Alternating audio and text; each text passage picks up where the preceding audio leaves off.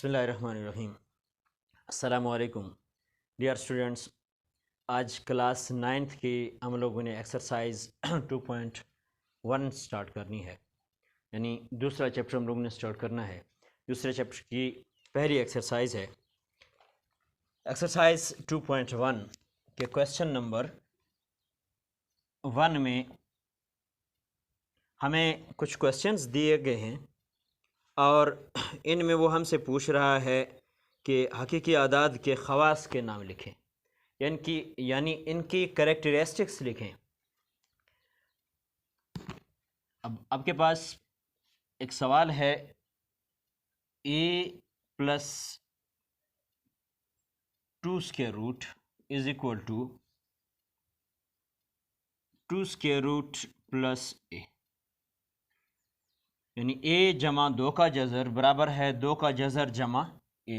अब हमने ये बताना है कि इसमें कौन सी खासियत पाई जाती है।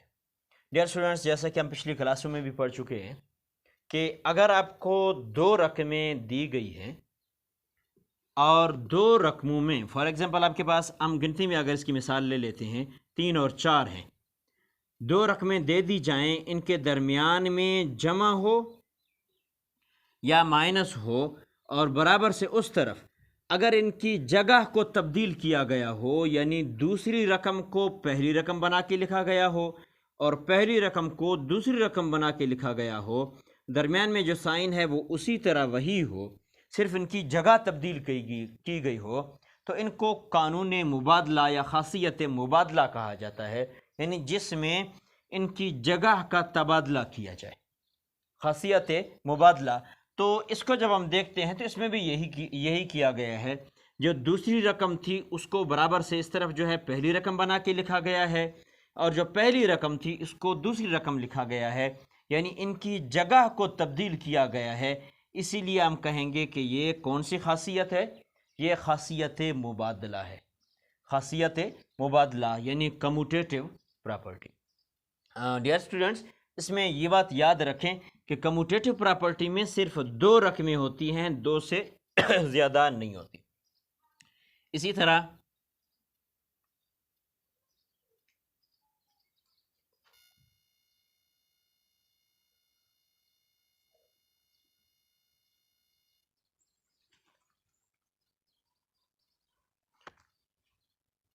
आपके पास है 4 ज़रब 11 का जज़र बराबर है 11 का जज़र ज़रब 4। तो इसमें भी यही किया गया है। देखें, 4 ज़रब 11 का जज़र बराबर से उस तरफ जो है 11 का जज़र, इधर दूसरी रकम थी, इधर पहली रकम बना दी गई और जो पहली रकम थी उसे दूसरी रकम बना दिया गया। तो इसमें भी जगह का तबादला किया गया है, जगह तब्दील की गई है, तो इसलिए इसे हम क्या कहेंगे, कानून मुबादला यानी कम्यूटेटिव प्रॉपर्टी। लेकिन यहाँ पे दरमियान में साइन प्लस का था तो इसे हम कहेंगे कानून मुबादला बिलहाज जमा यानी commutative property with respect to addition. लेकिन यहाँ दरमियान में ज़रब है तो इसे हम क्या कहेंगे, कानून मुबादला या खासियत मुबादला बिलहाज ज़रब, commutative property with respect to multiplication, with respect to multiplication. इसी तरह आपके पास एक क्वेश्चन है,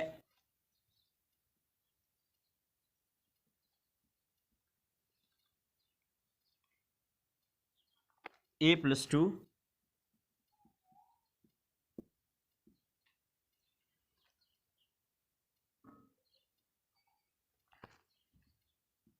plus 2 square root is equal to a plus 2 plus 2 square root. ये डियर स्टूडेंट्स, तो हमने इसमें पहले पढ़ लिया, अभी आपको बता भी दिया कि भाई जब आपके पास 2 रकमें हों तो वो कम्यूटेटिव प्रॉपर्टी होगी, अगर 2 से ज़्यादा रकमें आ जाएं तो समझो कम्यूटेटिव प्रॉपर्टी नहीं है। अब यहाँ पे 3 आपके पास रकमें दी गई हैं, a है, 2 है और 2 स्क्वायर रूट है। तो जब आपको 2 रकमें दे दी जाएं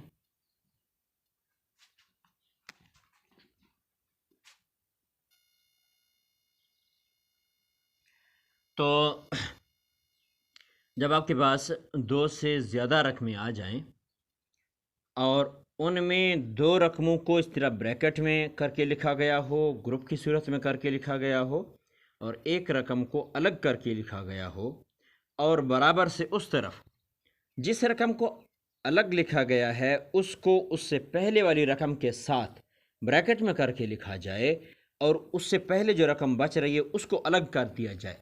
तो लिखने की इस तरतीब को हम खासियत तलाज़ुम या कानून तलाज़ुम कहते हैं, एसोसिएटिव प्रॉपर्टी कहते हैं। अब इसकी पहचान ये है, यानी इसके अलावा भी ऐसी खासियतें हैं जिनमें 3 रकमें होती हैं। इसकी पहचान यानी खासियत तलाज़ुम एसोसिएटिव प्रॉपर्टी की पहचान ये है कि ब्रैकेट के अंदर जो निशान इस्तेमाल हुआ है बाहर भी आपका वही साइन होना चाहिए। यहाँ आपने जमा का निशान इस्तेमाल किया है तो यहाँ पे भी जमा होगा, अगर यहाँ पे ज़रब है तो यहाँ पे भी ज़रब होगा। अगर ये साइन एक जैसा है तो फिर समझो कि ये एसोसिएटिव प्रॉपर्टी है, यानी खासियत तलाज़ुम है। यानी such a property in which we write number और digits in form of group is called associative property. तो अब अगर साइन जमा का इस्तेमाल हुआ है तो हम कहेंगे associative property with respect to addition. अगर यहाँ पे ज़रब इस्तेमाल हुआ है तो हम कहेंगे associative property with respect to multiplication. हाँ डियर स्टूडेंट्स, यहाँ पे एक बात याद रखिएगा कि कम्यूटेटिव प्रॉपर्टी में भी और एसोसिएटिव प्रॉपर्टी में भी इन दोनों प्रॉपर्टीज़ में माइनस का साइन इस्तेमाल नहीं हो सकता। क्यों? क्योंकि अगर माइनस का साइन इस्तेमाल करोगे तो लेफ्ट हैंड साइड का आंसर राइट हैंड साइड के आंसर के बराबर नहीं आता। इसीलिए याद रखो, कम्यूटेटिव प्रॉपर्टी और एसोसिएटिव प्रॉपर्टी में माइनस का साइन इस्तेमाल नहीं होता। इसके बाद आपके पास है जी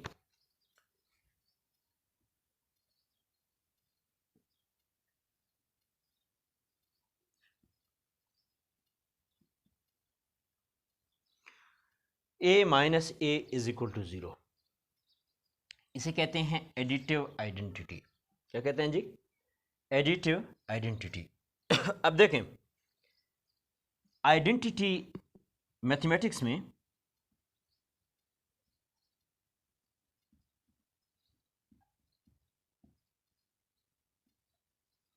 आइडेंटिटी कहते हैं नो चेंज को।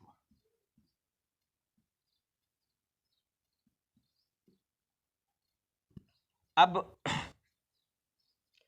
ऐड जो है जमा को कहते हैं,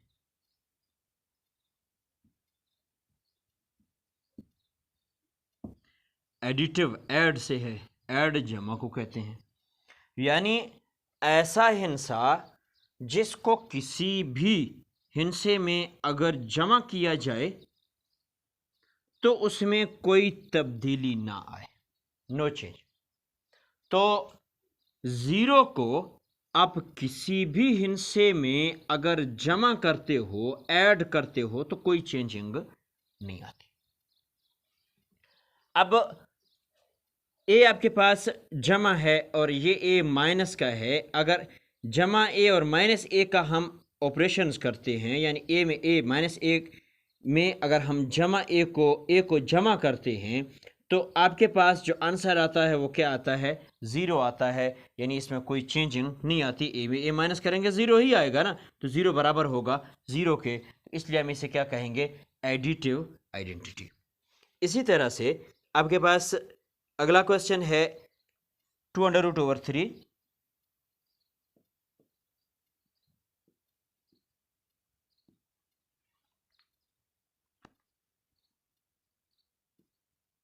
multiply by 1 is equal to 2√3। ये भी इसी तरह ही है, यानी ऐसा हिंसा, इसको हम कहेंगे, अब देखें मल्टीप्लाई का साइन है तो हम मल्टीप्लिकेटिव आइडेंटिटी।